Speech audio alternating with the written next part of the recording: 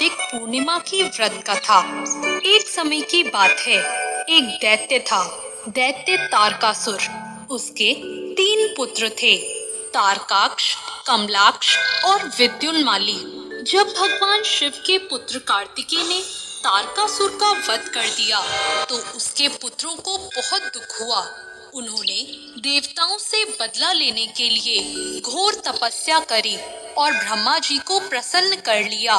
जब ब्रह्मा जी प्रकट हुए तो उन तीनों ने उनसे अमर होने का वरदान मांगा, लेकिन ब्रह्मा जी ने उन्हें इसके अलावा कोई दूसरा वरदान मांगने को कहा। तब उन तीनों ने ब्रह्मा जी से कहा कि आप हमारे लिए 3 नगरों का निर्माण करवाइए। हम इन नगरों में बैठकर सारी पृथ्वी पर आकाश मार्ग से घूमते रहेंगे। 1000 साल बाद जब हम तीनों एक जगह मिले, उस समय हमारे तीनों नगर मिलकर एक हो जाएं, तो जो देवता उन्हें एक ही बाण से नष्ट कर सकेगा, वही हमारी मृत्यु का कारण होगा। ब्रह्मा जी ने उन्हें ये वरदान दे दिया। ब्रह्मा जी का वरदान पाकर तारकाक्ष, कमलाक्ष और विद्युन्माली बहुत प्रसन्न हुए।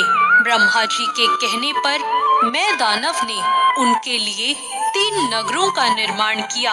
उनमें से एक सोने का, एक चांदी का और एक लोहे का था। सोने का नगर तारकाक्ष का था, चांदी का कमलाक्ष का और लोहे का नगर विद्युन्माली का था।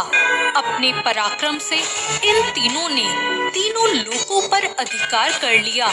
इन दैत्यों से घबराकर भगवान इंद्र आदि सभी देवता शंकर भगवान की शरण में आ गए। देवताओं की बात सुनकर भगवान शिव त्रिपुरों का नाश करने के लिए तैयार हो गए। विश्वकर्मा ने भगवान शिव के लिए एक दिव्य रथ का निर्माण किया। चंद्रमा और सूर्य उस रथ के पहिए बने। इंद्र, वरुण, यम, कुबेर उस रथ के घोड़े बने। हिमालय धनुष बने और शेषनाग उसकी प्रत्यंचा बने। स्वयं भगवान विष्णु बाण बने और अग्निदेव उसकी नोक बन गए।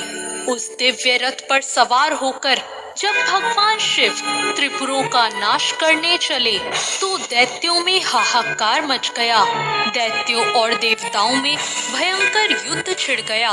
जैसे ही त्रिपुर एक सीत में आए तो भगवान शिव ने दिव्य बाण चलाकर उनका नाश कर दिया। त्रिपुरों का नाश होते ही सभी भगवान शिव की जय जयकार करने लगे और त्रिपुरों का अंत करने के लिए भगवान शिव को त्रिपुरारी भी कहा जाने लगा। दोस्तों, कार्तिक पूर्णिमा को कई जगह देव दीपावली और त्रिपुरारी पूर्णिमा के नाम से भी जाना जाता है।